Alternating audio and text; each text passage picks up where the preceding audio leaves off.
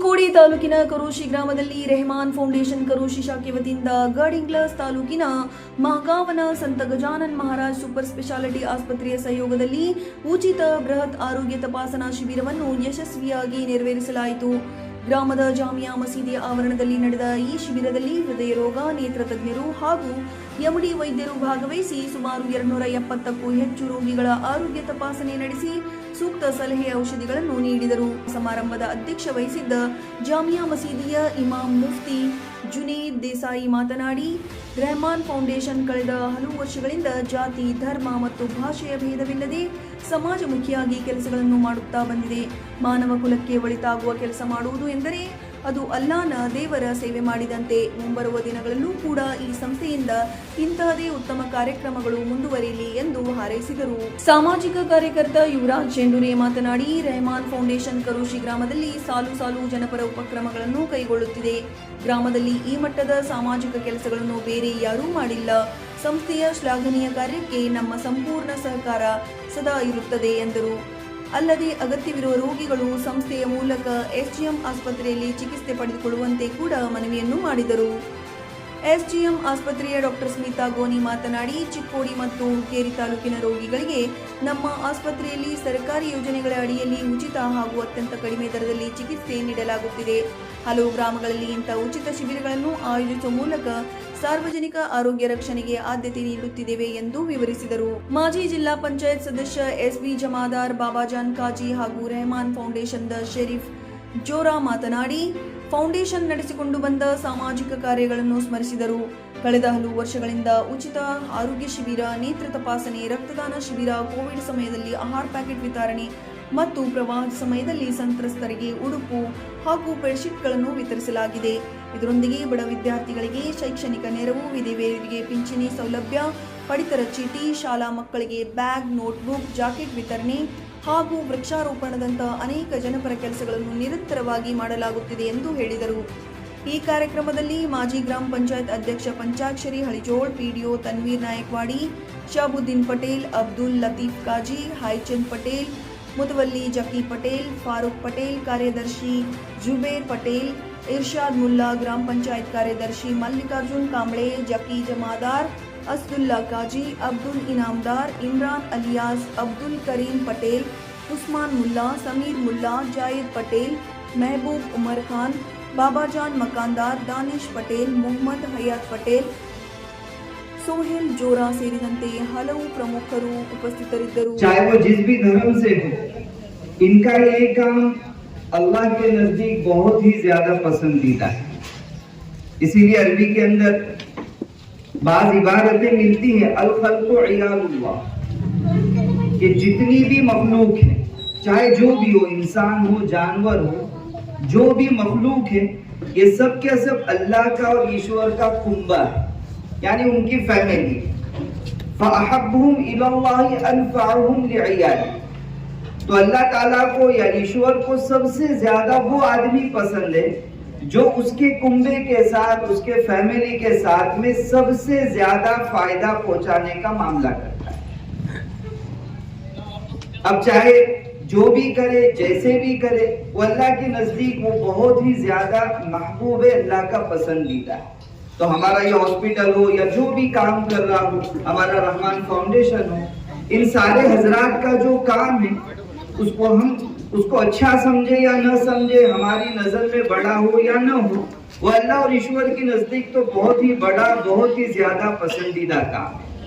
इसलिए ऐसा जो भी काम जिसके अंदर इंसानियत का फायदा हो, लोगों को हमारी वजह से फायदा पहुंच रहा हो, ऐसा काम करने से हमें कभी भी पीछा नहीं रहना चाहिए.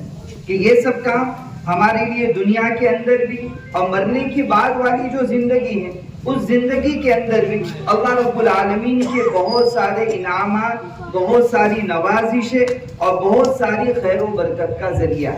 इसलिए मैं भी दिल से दुआ करूं, सारे हजरात इसके लिए दुआ करेंगे कि हमारा फाउंडेशन हो या हॉस्पिटल हो, और ऐसी दुनिया में जो लोग भी इंसानियत के लिए काम कर रहे हैं। अल्लाह रब्बुल आलमीन उन सब के हिफाजत फरमाए, उन सब को तरक्कियात अता फरमाए, हर किस्म के शुरूर व फितन से उन हजरात की हिफाजत फरमाए। इसी पर मैं अपनी बात को खत्म करता हूँ। कारण रहमान फाउंडेशनचं काम जे आहे, मला वाटत नाही की आमच्या गावात कुठलं फाउंडेशनच नाही आहे. एकच फाउंडेशन आहे रहमान फाउंडेशन. कारण हे काम करणारे व्यक्ती आहेत, हे कुठलं काय स्वार्थ आणि कुठल्या जाती धर्माचं कुठलं काय करत नाही. फक्त ते जरी मुसलमान समाजाचे असले तरी ते सर्व धर्माचं काम, सर्व लोकांचं काम करतात. माझी इच्छा आहे की आणि हिंदू धर्मातली पण मुलं तुम्ही घेऊन काम करावे अशी माझी इच्छा आहे. कारण एकाला एक हात घालून जर काम केलं तर अजून करोशी गावामध्ये बळकट येईल आणि रहमान फाउंडेशनचं असंच उन्नती व्हावी. आणि ज्यांनी तुम्हाला संत गजानन महाराज ट्रस्ट महागाव यांनी तुम्हाला सहकार्यातून तुमच्या रहमान ट्रस्टच्या गोष्टी ऐकून त्यांनी इथं जे आलेलं आहे, यापूर्वी पण त्या संत गजानन महाराज ट्रस्ट कडून कमीत कमी 10 ते 15 लोकांना त्यांनी पैसे माफ केलेले आहेत. गव्हर्नमेंटची स्कीम नसली तरी सुद्धा त्यांनी माफ केलेलं आहे. कॅन्सरचं पेशंट असू दे, किडनीचं पेशंट असू दे, ऑपरेशन असू दे, बरेच जणांना त्यांनी मदत केलेली आहे. त्यांचं पण मी संत गजानन महाराज ट्रस्टचं मी धन्यवाद मानतो की आमच्या गावाकडे थोडंफार त्यांनी लक्ष देऊन पैसे माफ केले. आता तर गव्हर्नमेंटची स्कीमच लागू झालेली आहे. त्यामुळे कोणाला काय अडचण असेल तर रहमान फाउंडेशनचे जे कमिटीचे मेंबर आहेत त्यांना कॉन्टॅक्ट करून ज्याचं कोणाचं काय बाबा ऑपरेशन असेल काय असेल ते फुकटमध्ये आणि जेवढं होईल तेवढं चांगल्या पद्धतीनं त्यांच्या माध्यमातून करून घ्यावं असं माझी इच्छा आहे. आणि असंच ह्या गावामध्ये चांगलं काम करत राहावं आणि त्यांचा परत उन्नती व्हावी. आणि भविष्यात आमची काय मदत लागेल तर त्या फाउंडेशनसाठी कधीही आम्ही उभारायला तयार आहे त्यांच्याबरोबर. तेवढे 4 शब्द बोलून माझं भाषण देतो. सब तरह के रोग बहुत बढ़ चुके हैं, जैसे कि हार्ट के रोग, कैंसर बहुत बढ़ चुका है. तो ये रोग इतने बड़े बड़े हैं कि सर्वसामान्य गरीब लोगों के लिए इसका इलाज करना तो मुश्किल होता है, क्योंकि उसका खर्चा 3-4 लाख ऐसे सभी बड़े बड़े हॉस्पिटल में बोलते हैं. लेकिन हमारा जो SGM हॉस्पिटल है वो 200 बेड का बहुत बड़ा हॉस्पिटल है. हमारे यहाँ सभी हार्ट का ऑपरेशन, कैंसर के ऑपरेशन, और वैसे किडनी खराब हो गए तो किडनी का सभी इलाज, वैसे BP, शुगर, जनरल सभी ऐसे सभी और बड़े बड़े रोगों के सभी इलाज कर्नाटक के पेशेंट के लिए फ्री हो रहे हैं. तो वो सभी हम योजना में लेकर वो सभी इलाज फ्री करते हैं. तो रहमान फाउंडेशन ने आज एक कैंप अरेंज किया है कि आपके सबको, यहाँ के लोकल लोगों को या इस गांव के लोगों को पता चले कि हमारे हॉस्पिटल में क्या क्या फैसिलिटीज है. तो सबका आप लोग आज इंफॉर्मेशन भी आपको मिलेगा और थोड़ा यहाँ कार्डियक का और हार्ट का थोड़ा रेगुलर बेसिक चेकअप भी हम करके देंगे. आगे के कुछ अगर किसी को कुछ प्रॉब्लम है, उसके लिए ज़्यादा ट्रीटमेंट की गरज है, वैसा हम बोल देंगे कि हमारे हॉस्पिटल में आने के बाद हमारा सभी बहुत बड़ा टीम रहता है, सबको सपोर्ट करते हैं. कन्नड़ बोलने वाले लोग रहते हैं कि कर्नाटक के पेशेंट को प्रॉपर गाइडेंस देके उनका ट्रीटमेंट और इलाज सभी फ्री कर देंगे.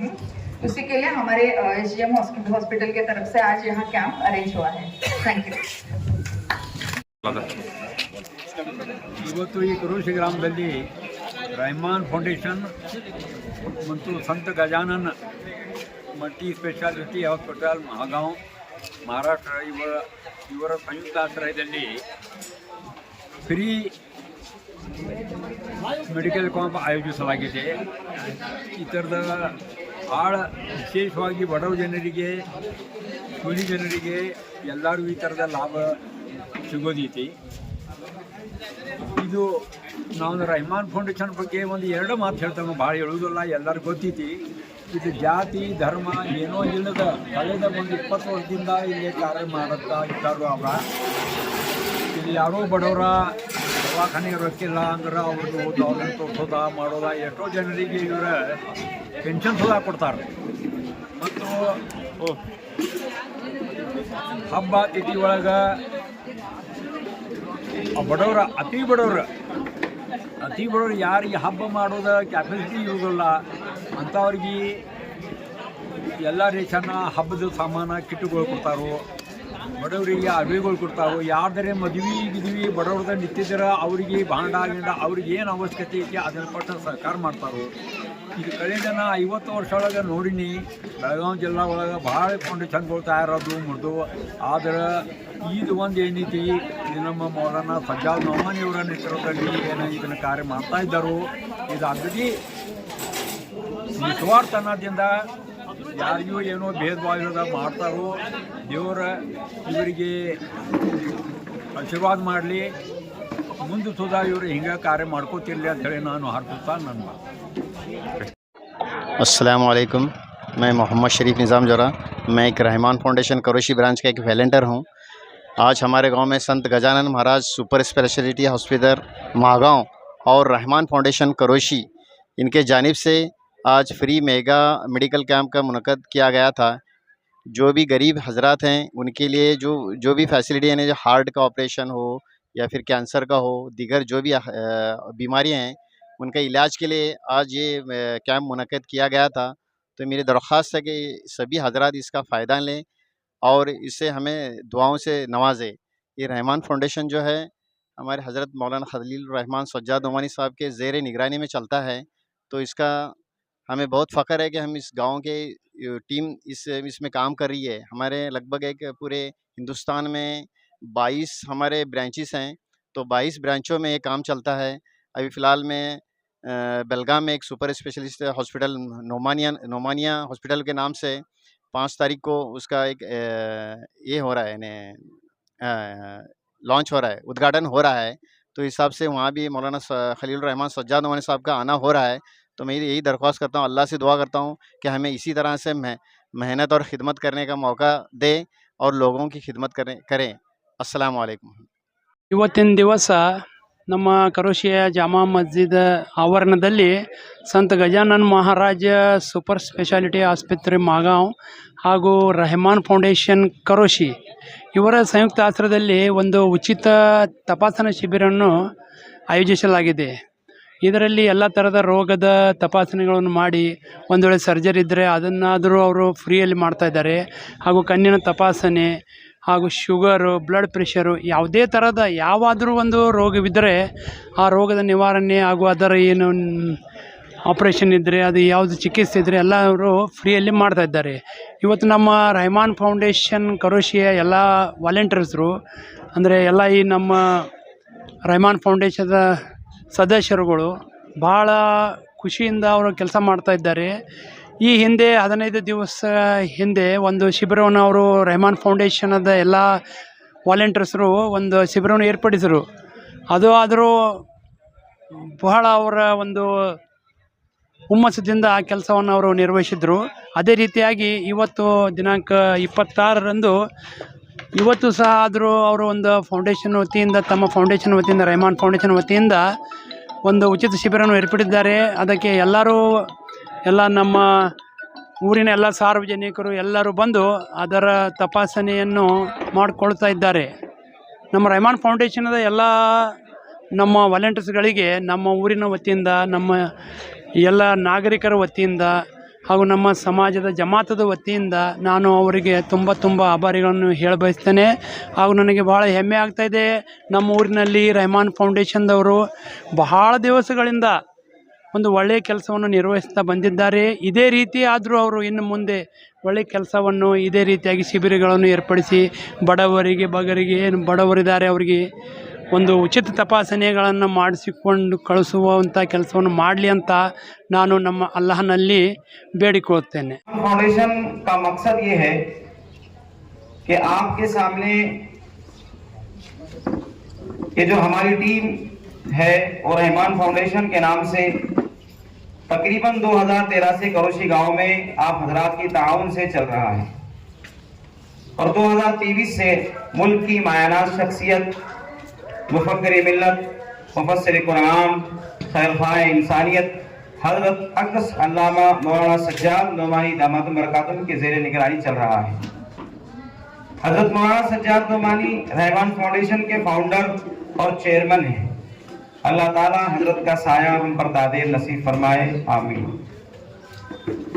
रहमान फाउंडेशन एक गैर सियासी, गैर जानिबदार, गैर मुनाफा बख्श रज़ाकाराना तंजीम है जो कि पूरे इंसानी खानदान की हमाजहत तरक्की के लिए कोशिश कर रही है और करती रहेगी। पूरे मुल्क भर में रहमान फाउंडेशन के 21 ब्रांचेस काम कर रहे हैं।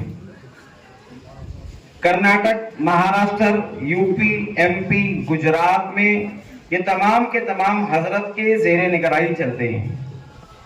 इसी में से हमारे गांव की एक ब्रांच भी है। ये हमारे गांव के लिए बहुत बड़ी खुश नसीबी की बात है।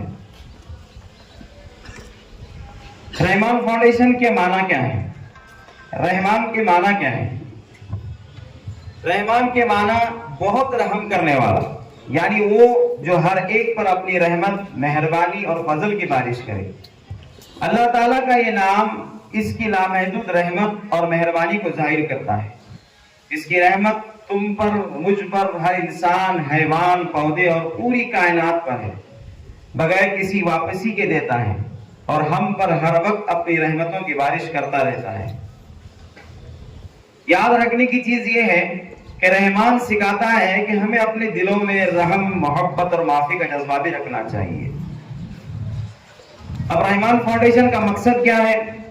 रहमान फाउंडेशन का मकसद गरीबों, यतीमों, बेवाओं और जरूरतमंदों की मदद करना और माशी भेदभाव को खत्म करना और तालीम और सेहत की खिदमात को फरोग देकर एक इंसाफ पसंद माशरे की तामीर करना।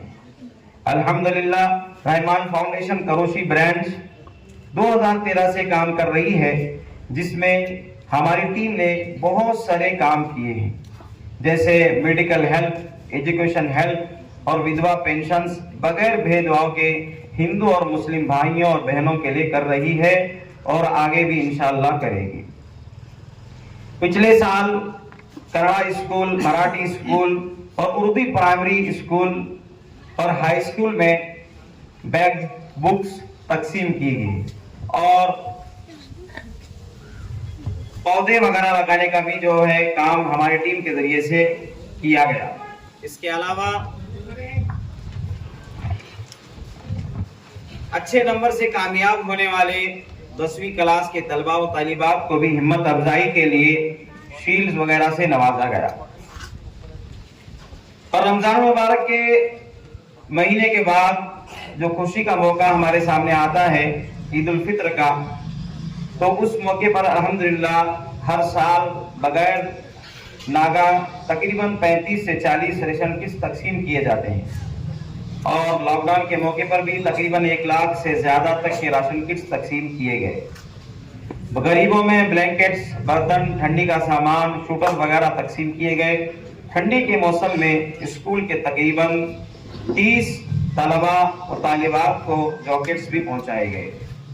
बड़े कामों में ब्लड डोनेशन कैंप, तो आंखों के चेकअप कैंप, जो कि 15 अगस्त के मौके पर भी एक कैंप अभी हुआ, तो उसमें 100 से ज्यादा पेशेंट की जो है चेकअप हुआ और उसमें से अल्हम्दुलिल्लाह 6 ऑपरेशन जो हुए वो रहमान फाउंडेशन की तरफ से फ्री किए गए।